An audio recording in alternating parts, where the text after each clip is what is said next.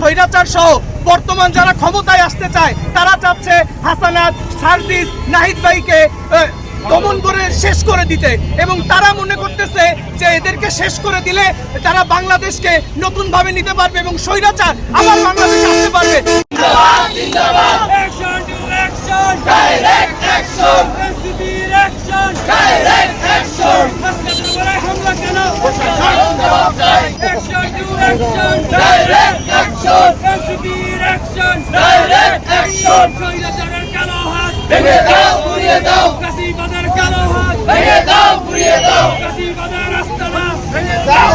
আমাদের যতদূর এখনো কি ধারণা, হাসনাত ভাইয়ের উপর হামলা নিষিদ্ধ সংগঠনের লোকজনই করেছে।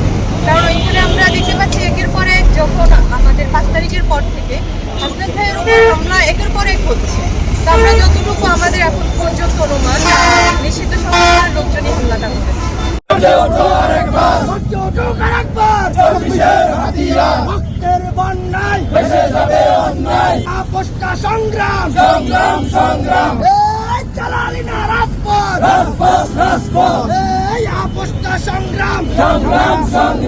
আমাদের এনসিপির দক্ষিণের মুখ্য সংগঠক হাসনাত আব্দুল্লাহ ভাইয়ের উপরে গাজীপুরে পরিকল্পিতভাবে হামলা করা হয়েছে এবং তারা চেয়েছিল একদম চিরতরে বিদায় করে দেবে।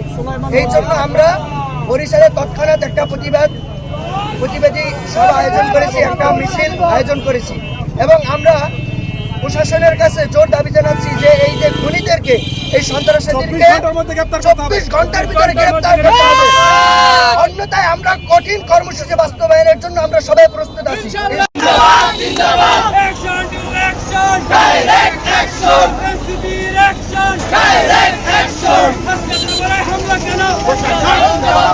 হাসানাতকে একদল সন্ত্রাসী হত্যার উদ্দেশ্যে আক্রমণ করে তাকে গুরুতরভাবে আহত করেছে এবং তার হাত এবং পায়ে গুরুতরভাবে জখম হয়েছে। তো এই হত্যার উদ্দেশ্যে আক্রমণ করার এটা আমরা তীব্র নিন্দা জানাচ্ছি এবং প্রতিবাদ জানাচ্ছি এবং 24 ঘন্টার মধ্যে এই দোষীদের যদি গ্রেপ্তার করা না হয় তাহলে আরো কঠোর কর্মসূচি দেওয়া হবে আমাদের পক্ষ থেকে।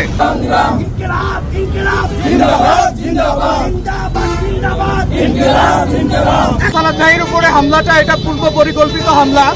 আমরা জানি জুলাইয়ের যে আন্দোলন হয়েছে, এই আন্দোলনের অন্যতম সংগঠক ছিল হাসানাত সাহেব।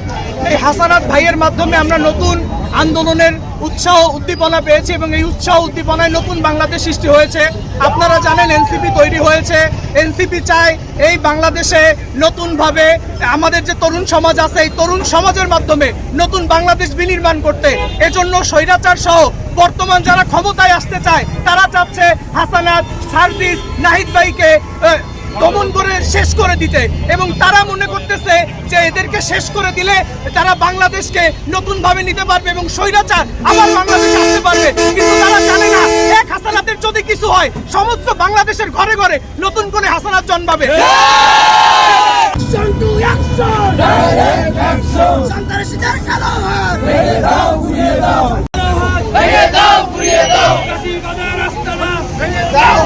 আমাদের যতদূর এখনো কি ধারণা, হাসনাত